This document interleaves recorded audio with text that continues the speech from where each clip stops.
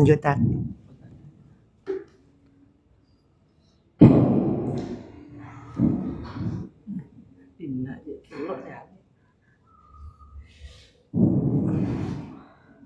Assalamualaikum warahmatullahi wabarakatuh. Waalaikumsalam warahmatullahi wabarakatuh. Bismillahirrahmanirrahim. Alhamdulillahirabbil alamin wa bihi nasta'in ala umuri dunya waddin. Wassalatu wassalamu ala asrafil anbiya wal mursalin wa ala alihi wa sahbihi ajma'in. Yang terhormat dan yang kami hormati Majelis Keluarga Yayasan Nurul Ikhlas Al-Barakah, khususnya kepada pengasuh yakni Al-Ustaz Abdullah Wadallahu bituli hayatin fi sihatin wa afiyah. Yang terhormat dan yang kami hormati pengasuh yang terhormat dan yang kami hormati sesepuh desa kalian yang terhormat dan yang kami hormati para ustaz dan ustazah yang berkenan hadir pada sore ini. Syukur alhamdulillah kita senantiasa menjadikan kehadiran Allah Subhanahu wa taala atas nikmat yang dianugerahkan kepada kita sehingga kita bisa berkumpul dan mengirim wajah pada satu tempat yang insyaallah penuh berkah ini. Salawat ma'assalam tetap terhaturkan kepada beliau Nabi Agung Muhammad sallallahu alaihi wasallam yang telah mengangkat kita dari zaman jahiliyah menuju zaman yang terang-terang yakni dinul Islam. Hadirin sekalian, puasa Ramadan merupakan kewajiban bagi setiap umat Islam, dan sebelum umat Islam baginda Nabi Muhammad mengerjakan, ada nabi-nabi terdahulu yang mengerjakan puasa Ramadan, yakni Nabi Nuh alaihissalam, yang mana Nabi Nuh mengerjakan puasa Ramadan dalam rangkai, dalam tanda syukur Nabi Nuh atas selamatnya beliau dari kapalnya, dari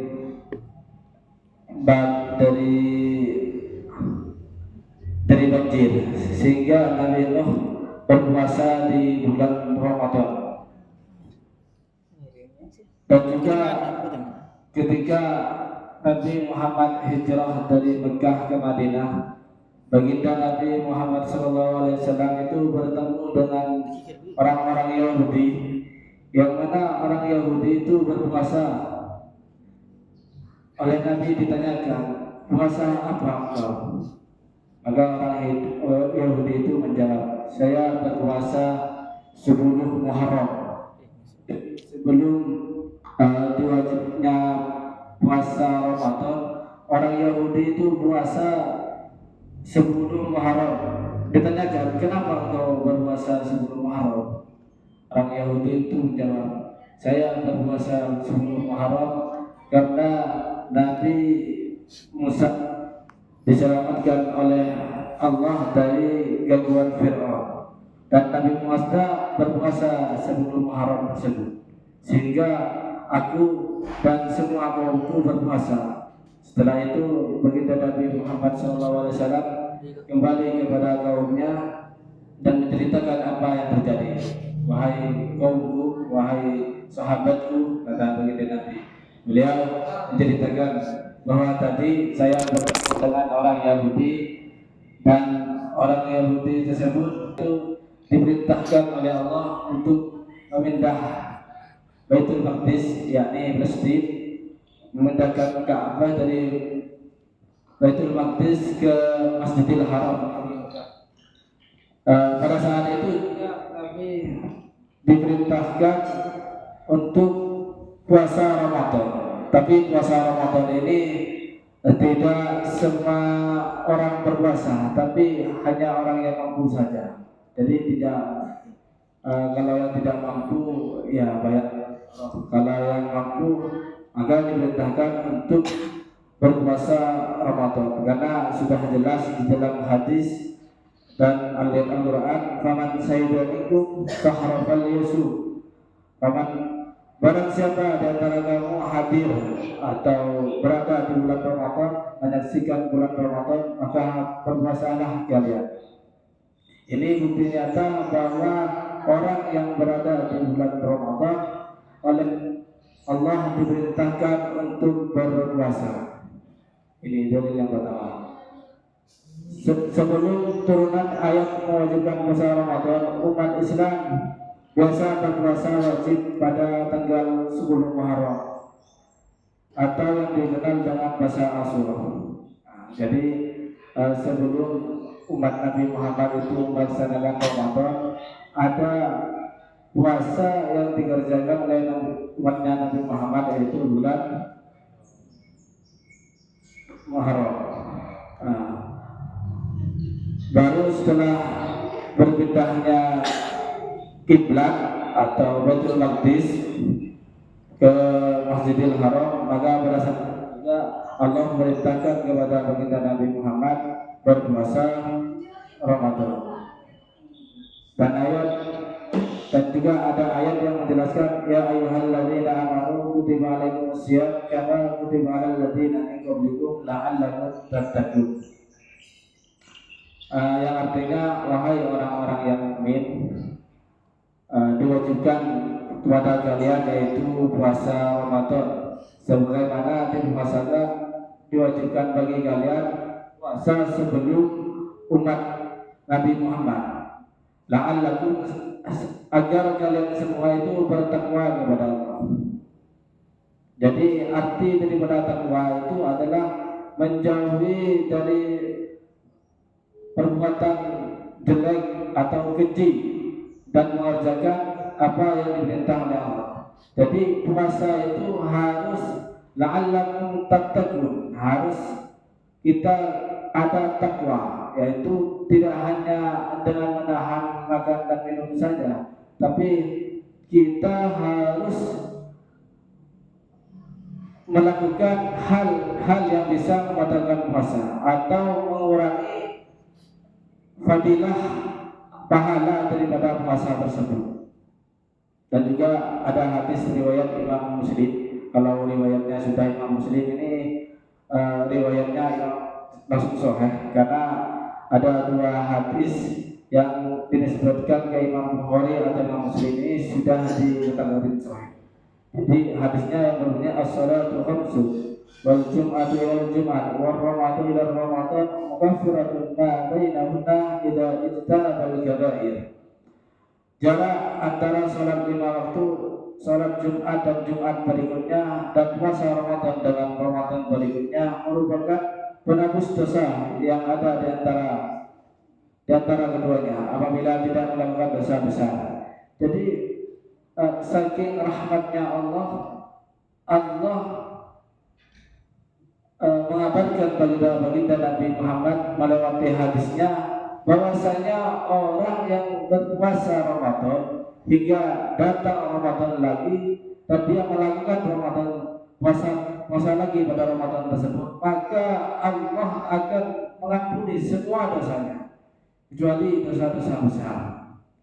Dosa besar seperti kufur, murtad atau zina atau pokok dosa-dosa besar yang menurut ulama itu tidak bisa dimaafkan. Kalau dosa-dosa kecil seperti bahasa atau melontarkan bahasa yang tidak baik itu oleh Allah diampuni semuanya. Jadi Ramadan ini adalah bulan yang mana untuk menghapus seluruh perbuatan kita di bulan-bulan sebelumnya. Jadi kita harus bahagia, harus merasa senang di bulan Ramadan tersebut. Dan juga ada hadis riwayat Imam Bukhari dan Imam Muslim, man shoma Ramadan imanan wa ihtisaban ghufira lahu ma taqaddama min dhanbi. Barang siapa yang berpuasa di bulan Ramadan dengan iman dan mengharap pahala dari Allah, maka diampuni dosa-dosanya yang telah berlalu. Jadi dengan iman, dengan keyakinan, dengan melakukan amal-amal yang baik, dengan tujuan minta perlindungan dan minta ampun kepada Allah dari pekerjaan dosa-dosa yang sebelumnya, maka apa kata hadisnya, ma taqaddama min dzambik, maka Allah akan mengampuni dosa yang sudah berlalu. Jadi kalau kita sudah selesai Ramadan, kita sudah melaksanakan puasa yang sekarang yang kedua kalinya, alhamdulillah Allah telah menentukan kita sampai yang kedua kalinya, maka kita merasa bahagia dengan iman kita dan kita minta ampun kepada Allah, maka insya Allah semua dosa yang kita kerjakan yang sudah lewat oleh Allah itu diampuni. Dan juga ada hadis riwayat Imam Baihaqi, ada 3 doa yang mesti diistijabah oleh Allah. Yang pertama doanya orang yang berpuasa. Jadi doanya kalian ini baru istijabah. Jadi sampai ini oleh Abu Dhabi dan Badan. Jadi nak damu seadamu sebagus bisa atau akhirnya sekolah atau lagi istirahat atau lagi ambil TV. Karena doa kalian ini adalah doa yang mustajab. Menurut Imam Baihaqi ada 3. Yang pertama doanya orang yang berpuasa, yang kedua doanya orang musafir. Jadi orang musafir dulu banyak orang musafir, kalau sekarang jarang, kecuali orang yang lagi viral, orang Madura itu, orang yang haji berjalan, itu apa maksud musafir Anda?